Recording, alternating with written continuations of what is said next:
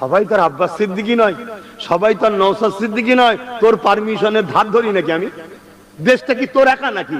দেশটা তো আমারও। তো তোর পারমিশন দিবি কি না দিবি সেটা পরের বিষয়।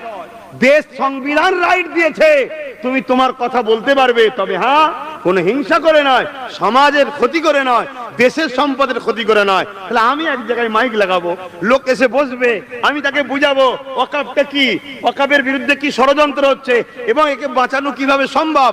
আমি তো তোমায় সম্মান করি বলে তাই জানিয়েছি যে আমাকে পারমিশন দাও।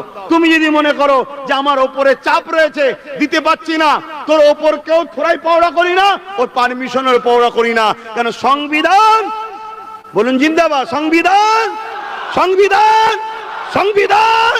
অতএব কারো ধার ধরবে না। সংবিধানের পক্ষে যখন হবে তখন তুমি আগিয়ে যাও। তাতে যদি তোমার সামনে প্রতিরোধ কেউ আসে, ওই প্রতিরোধের সঙ্গে যদি যুদ্ধ হয়ে যায়, সংবিধানের স্বার্থে যুদ্ধ করতেও প্রস্তুত। আমি রাজি আছি। তোমরা রাজি আছো?